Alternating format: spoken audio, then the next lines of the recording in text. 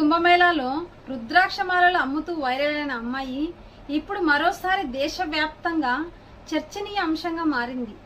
ఈసారి మాత్రం social media fame కాదు, ఏకంగా హైకోర్టు తీసుకున్న నిర్ణయం.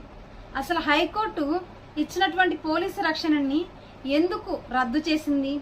అసలు మోనాలిసా ఎక్కడ ఉంది? ఈ కేసులో వచ్చిన కొత్త ట్విస్ట్ ఏంటి? ఈ వీడియోలో మనం పూర్తిగా తెలుసుకుందాం. కుంభమేళా సమయంలో వైరల్ అయినటువంటి మోనాలిసా భోస్లే పేరు దాదాపు అందరికీ గుర్తుండే ఉంటుంది. ఒక చిన్న వీడియోతో దేశవ్యాప్తంగా గుర్తింపు తెచ్చుకున్న ఆమె జీవితం ఆ తర్వాత పూర్తిగా మారిపోయింది. కొన్ని నెలల క్రితం మోనాలిసా కేరళకు వెళ్లి మొహమ్మద్ ఫర్మాన్ ఖాన్ అని అతని వివాహం చేసుకుంది. ఈ అంతర్మత వివాహం సోషల్ మీడియాలో ఒక పెద్ద చర్చకు దారి తీసింది. ఆమెకు వివాహం అయిన తర్వాత బెదిరింపులు వస్తున్నాయని, తనకు ప్రాణహాని ఉందని కేరళ హైకోర్టుని ఆమె ఆశ్రయించింది. కేరళ హైకోర్టు తనకి తాత్కాలిక పోలీసు రక్షణ కల్పించాలని ఉత్తర్వులు జారీ చేసింది. జూలై 10న జరిగిన విచారణలో కేరళ ప్రభుత్వం కోర్టుకు ఒక కీలక విషయం తెలిపింది. మోనాలిసా గారు ఇచ్చినటువంటి ఫోన్ నంబర్ వర్క్ చేయడం లేదని, అలాగే తను ఇచ్చినటువంటి చిరునామాలో తనకు కనిపించడం లేదని, పోలీసు వారు ఎంత ప్రయత్నించినా కూడా తనని సంప్రదించలేకపోయామని కోర్టు ముందు వివరించారు. ఇక్కడ ఇంకో ఆసక్తికరమైన విషయం బయటపడింది.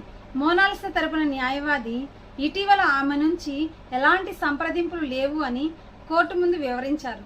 అంటే ఇక్కడ పోలీసులే కాదు, తమకు సంబంధించిన లాయర్లు కూడా ఆమెతో ఎలాంటి సంప్రదింపులు లేవన్నమాట. ఈ పరిస్థితులను పరిశీలించిన కేరళ హైకోర్టు ప్రస్తుతం అమల్లో ఉన్నటువంటి పోలీసు రక్షణ ఉత్తర్వులను ఉపసంహరించుకుంది. భవిష్యత్తులో మోనాలిసాకి పోలీసు రక్షణ కావాలి అంటే తను లిఖితపూర్వకంగా చట్టాన్ని కోరితేనే గాని హైకోర్టు తనకి ఉత్తర్వులు జారీ చేస్తుందని కూడా హైకోర్టు తెలియజేసింది. అలాగే తదుపరి విచారణ జూలై 21 వరకు వాయిదా వేసింది.